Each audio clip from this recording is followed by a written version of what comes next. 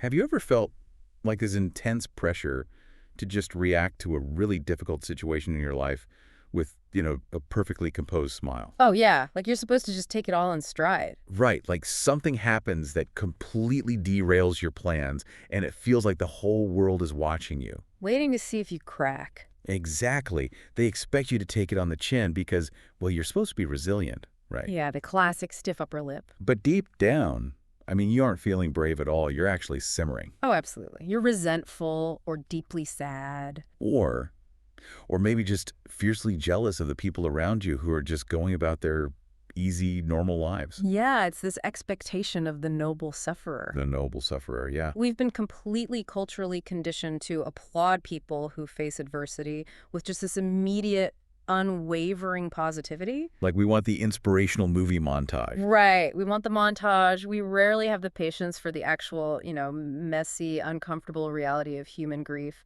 or frustration. Which is exactly why today's deep dive is going to be so incredibly relevant to you listening right now. No matter what kind of hurdles you're facing. Exactly.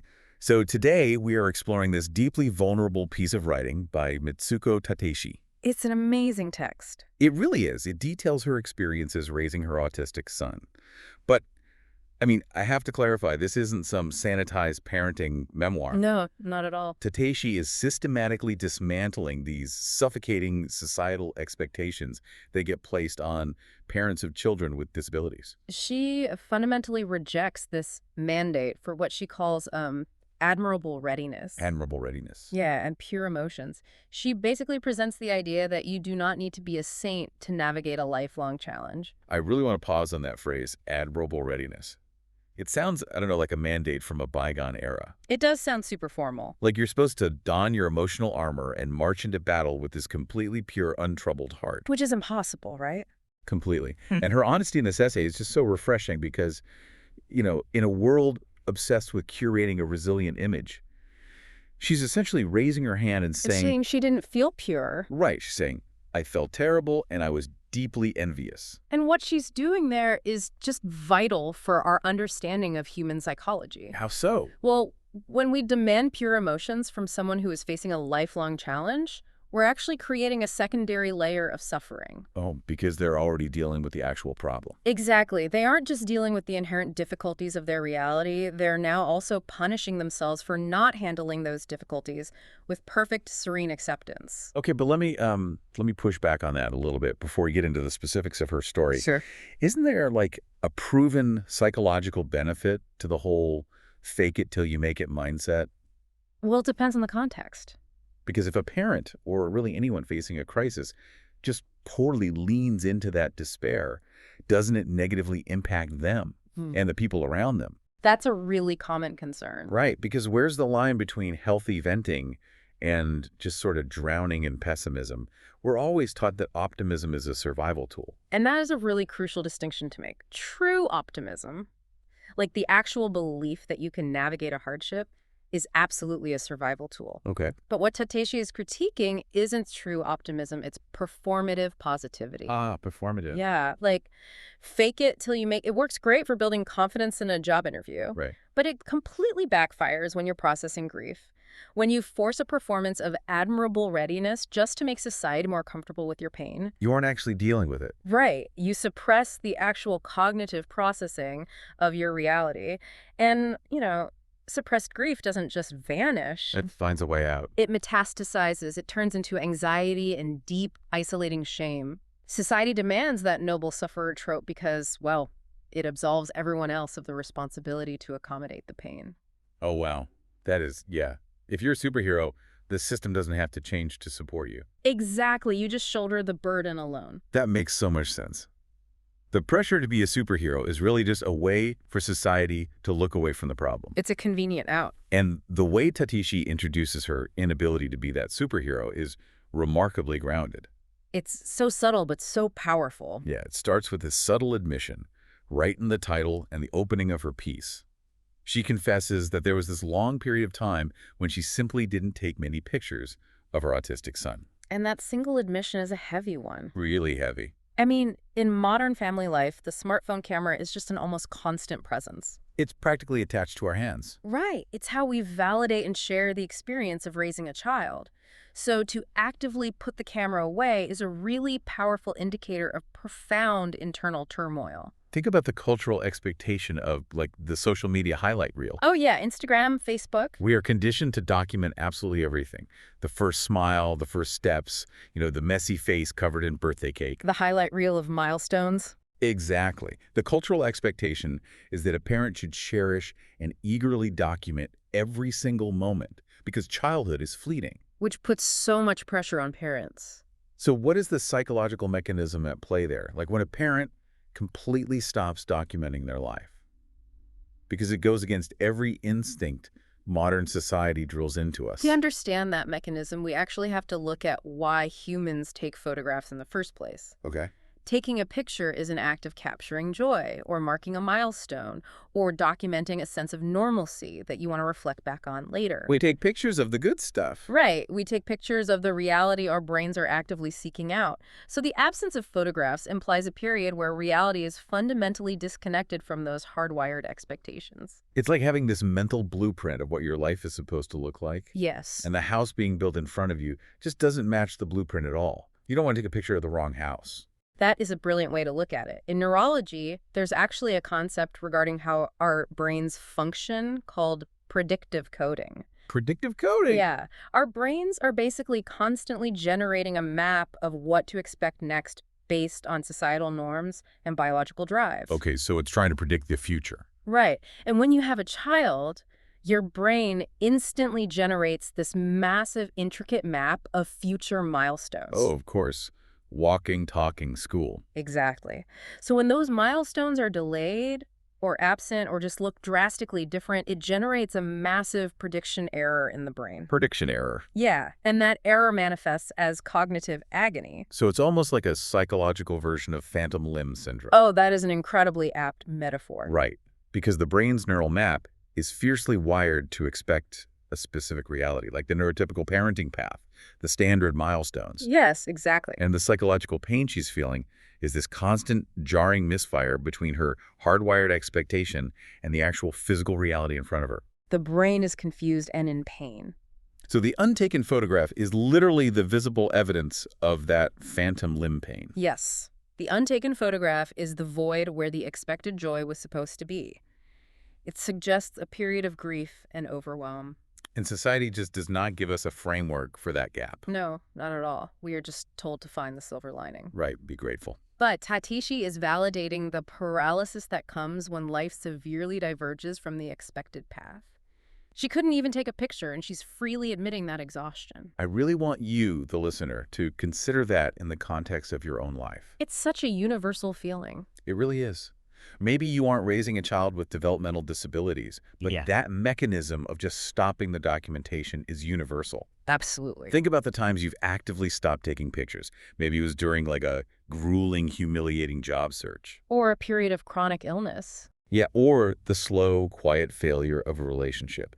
You stop taking pictures because it physically hurts to look at the gap between what you expected your life to be and what it actually is. And acknowledging that gap requires immense vulnerability, which Tateishi provides here. She really does. She doesn't just leave this as an abstract concept of missing photos. She brings us into this highly specific, visceral memory to show us exactly what was happening instead of those picture-perfect milestones. She brings us to the daycare center. Yeah. Let's paint this scene based on her writing, because it is just heart-wrenching. It really paints a picture. You are a parent, right? Yeah. You're finishing a long work day. You walk into the daycare center to pick up your child. The usual chaotic pickup time. Exactly. Usually that room is just organized chaos. Yeah. It's noisy. Kids are running around. They're building with blocks. They're playing together in little groups. It's loud and busy. And you scan the room, your eyes naturally searching for your child, expecting to see them, integrated into that joyful chaos. Part of the group. But Tateishi describes walking in and finding her son completely alone. Yeah. Instead of playing, he's intensely focused on lining up pieces of trash on the floor. And her reaction, which she states bluntly in her essay, is deep depression. Now wait, I want to play devil's advocate here for a second, Go for it. because I can hear someone listening to this and thinking, well, if the child is happily engaged in an activity, even if it's just lining up trash, why does the mother have to be depressed? I've heard that exact criticism. Right. Isn't she just projecting her own neurotypical standards onto a child who is perfectly content in his own little world? That is a very common external critique, but it entirely misses the reality of the parent's psychological burden. Okay, how so? It's vital to understand that her depression in that moment isn't just about the literal act of the child lining up trash. It is about what that isolation represents for the entirety of his future and hers. Right. It's not about the trash. It's Yeah. what the trash signifies. Because in her writing, she highlights this specific behavior lining up objects as a prime, visceral example of a diagnostic marker for developmental disabilities. Yes. When she sees him alone, lining up trash while all the other kids are engaging in, parallel or cooperative play, she is experiencing a severe collision of two realities. It's right there in her face. It's the stark, undeniable contrast between her child's isolation and the socially expected behavior happening all around him. Because at that age, play is everything, right? In developmental psychology, peer play at that age is the foundation for future socialization, communication, and independence. So it's a huge deal. Seeing him isolated isn't just some quirky personality trait. It's a glaring spotlight on the developmental divergence. It just shatters the illusion of normalcy in real time in this very public space. You're confronted with this visual proof of the gap between your child and the neurotypical kids. And to answer your previous question about projecting neurotypical standards, Yeah, the devil's advocate point. yes, she is applying neurotypical standards because they live in a neurotypical world. Right, you can't escape that. The depression isn't born from disappointment in the child.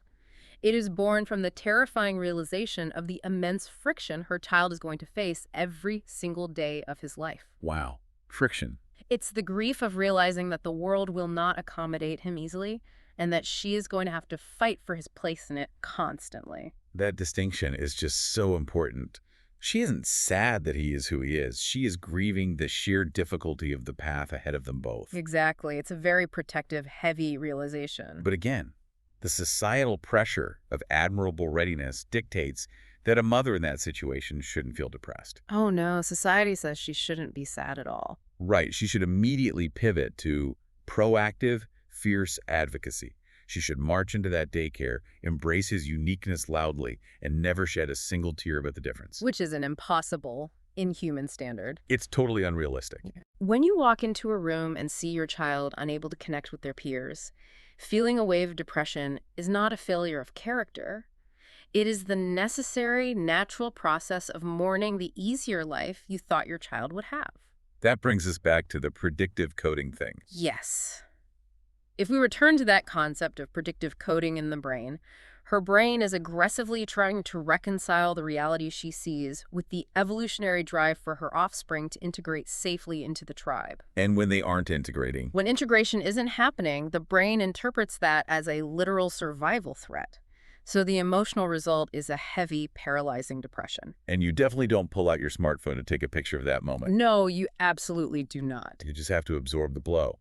And what her story shows us is that these contrasts don't just stay in the private realm of a daycare pickup. No, they escalate as the child grows. Right. As the child grows, the differences evolve into systemic, life-altering divides. Yes, the essay moves from a moment of private grief at daycare to a public institutional division. She brings us to the crossroads of school placement. Which is just a massive milestone. Huge. Her essay details this period when children are evaluated for school. And while the other children around them are evaluated and just seamlessly approved to go on to regular classes. It's just everyone expects to happen. Exactly. But her child receives a judgment that places him in a special support school. And up until this point, the developmental differences were mostly observable, like the daycare incident. It was informal. Right. But the school placement is a critical juncture because society is now stepping in and officially categorizing the child. Oh, man. It's an institutional decree of difference. The psychological weight of that must be staggering. It changes everything. And in her writing, she is incredibly blunt about her emotional reaction to this systemic sorting. She doesn't hold back. She states clearly that she felt envy and jealousy to the people around her whose children were going to regular classes. And that admission of jealousy is perhaps the biggest cultural taboo she breaks in this entire essay. Why is it such a massive taboo? Like, if I think about it, admitting you're jealous of another parent's normalcy sounds to the outside world like you resent your own child. Yes, that's exactly how people interpret it. But that isn't it at all, is it? Not at all. But society lacks the nuance to separate the two. We falsely equate a parent's exhaustion with their situation to a lack of love for their child. Which is so unfair. It is. Society demands that parents of disabled children be these tireless, beaming champions of their child's unique journey. Like they're supposed to celebrate it constantly. Right. They're expected to champion the special support school as this joyful, bespoke adventure. Admitting to jealousy shatters that convenient narrative. It seems to me that the jealousy isn't about wishing you had a different child. No, not at all. It's about resenting the friction coefficient of your life compared to others. Yes, the friction. Like, you can fiercely love your child and still be intensely jealous of the parent who doesn't have to fight the school district for basic accommodations. Exactly. You can be jealous of the parent who doesn't have to lie awake at night wondering who will protect their child when they are gone. Precisely. The envy is directed at the ease of the systemic path, not the child. The school placement is so triggering because it's the external validation that the divergence from the expected path is permanent. The system has literally sorted them into a different building. Right. They physically separate them. I'm trying to picture the isolation of that moment. It's a very lonely feeling. It's like you've been walking alongside your peers for years, dealing with your private struggles but still moving in the same general direction. Yeah, headed to the same destination. And then you hit this institutional sorting facility, and everyone else is just waved through the main gates to the standard path. They just keep walking straight ahead. Right. And you are quietly handed a map to a side door and told, your journey happens over there now. While you watch everyone else leave. Standing there and watching your peers walk through the main gate, of course you would feel envy. It would be unnatural not to. Yet, the expectation of admirable readiness tells parents to smile and express deep gratitude for that side door. Should be thankful for it. Yes, but Tateishi refuses to do that. She states, "I will envy and be jealous of those around me." Wow. By putting that in black and white, she is highlighting a crucial psychological truth. Pretending an ugly emotion isn't there doesn't make it disappear. It just hides it. It just forces it underground, where it festers into toxic resentment. Which brings us to the core philosophical breakthrough of her essay. Realization. Yeah, we've traced these deeply painful private admissions. The camera being put away, the crushing depression at the daycare, the raw jealousy over the school placement. It all builds to something much bigger. It all builds to a profound conclusion about the human standard. Yes. She states explicitly that feeling this envy, feeling this jealousy, feeling this depression in the face of such profound systemic friction is, as she puts it, natural as a human. Natural as a human. Yeah. It is such a simple grounding phrase. It completely redefines the standard for emotional response. Because if feeling envious and depressed when your life is permanently altered is a natural human reaction, then the requirement for admirable readiness and pure emotions is exposed as a complete societal myth. a total fiction. It's a fiction designed to keep the uncomfortable realities of disability and grief polite and out of sight. And discarding that myth offers just an unbelievable amount of psychological liberation. It frees you entirely. I want to dig into the mechanics of that liberation. By dropping the mandate to feel these beautiful, pure emotions, what does that actually achieve for a person's mental health? To really explain that, we should look at a concept from Buddhist psychology known as the second arrow. The second arrow. Okay, the principle is that in life, pain is inevitable, but suffering is optional. Okay, unpack that for me. The first arrow is the actual, unavoidable, painful event.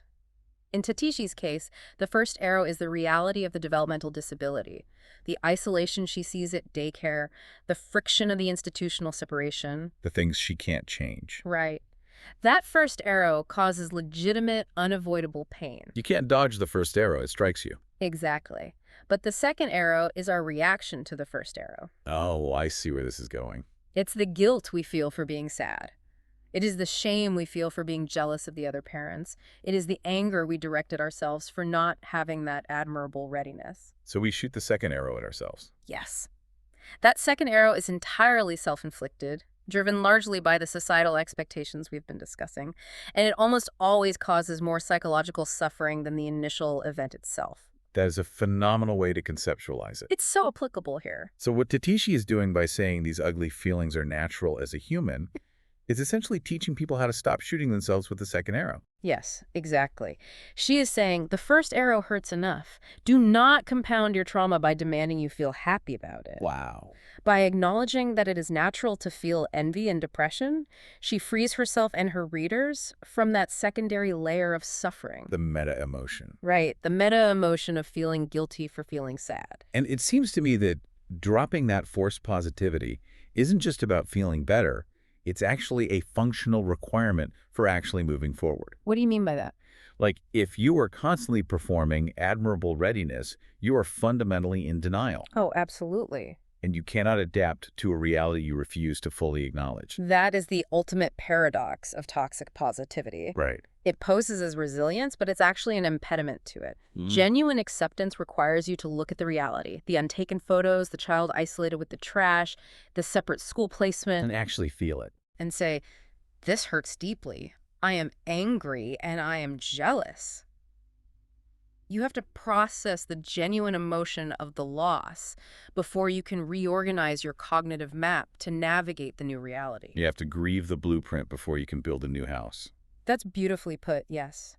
Only after you validate those natural, messy human emotions can you genuinely accept the situation and advocate for your child effectively. And from a purely human connection standpoint, this level of vulnerability is the only thing that actually helps other people. It's the only way we connect. Think about it. If I'm a parent who just received a frightening diagnosis for my child, and another parent comes up to me and says, oh, it's a beautiful journey. You just have to embrace the challenge with a pure heart. You'd feel terrible. I'm going to feel completely alienated. I'm going to think my brain is broken because I am terrified and deeply resentful of the universe right now. Right. Perfection isolates people. Vulnerability connects them. Yeah, exactly. By sharing the darkest, most unpure parts of her emotional journey, Tateishi is throwing a lifeline to every person who is drowning in shame because their internal reality doesn't match the inspirational narrative society demands. It is an incredible gift she has given to anyone carrying a heavy burden. It really is a gift. Let's look back at the journey we have unpacked today. We covered a lot of ground. We did. We started by exploring the silent, agonizing pressure of the untaken photograph. The physical evidence of a brain struggling to reconcile reality with its expected milestones. The predictive coding error. Right. And then we moved into the daycare center, examining that error in real time, and the deep depression that comes from witnessing isolation in a space meant for joyful integration. The stark contrast of it all. We unpacked the taboo of jealousy at the crossroads of school placement, realizing that the envy isn't a rejection of the child at all. It's resenting the friction. Exactly. Yeah. It's a perfectly natural resentment of the systemic friction others get to just casually avoid. And finally, we arrive at the profound liberation of dodging the second arrow. It really is a complete deconstruction of the myth of the noble sufferer. Yeah. Replacing it with the dignity of being a complex, struggling human being. And I really want to emphasize to you, the listener, that while this deep dive centered around the specific experience of navigating the world with an autistic child, the core takeaway is a universal human need. It applies to everyone. We all need permission to feel the ugly emotions when life sharply diverges from our scripts, because life guarantees that at some point, the map you drew for your future will become useless. Oh, undoubtedly. And when you find yourself off the map, the societal pressure to pretend you are enjoying the detour will be immense. So immense. So as we wrap up today's deep dive, I want to leave you with a question to ponder on your own. A provocative thought for the road. Think about a difficult situation in your own life right now, a reality that just did not go according to your plan. Where are you secretly punishing yourself for not having admirable readiness? Where are you shooting the second arrow? Exactly. Where are you demanding pure emotions from yourself when you are actually in pain? And what would happen? How much psychological weight would you drop if you simply allowed yourself to feel the messy, resentful, entirely natural human emotions instead? It's a scary thought, but a freeing one. Life is rarely a clean, inspirational story. It is complicated, it is often unfair, and it is completely okay if your feelings are too.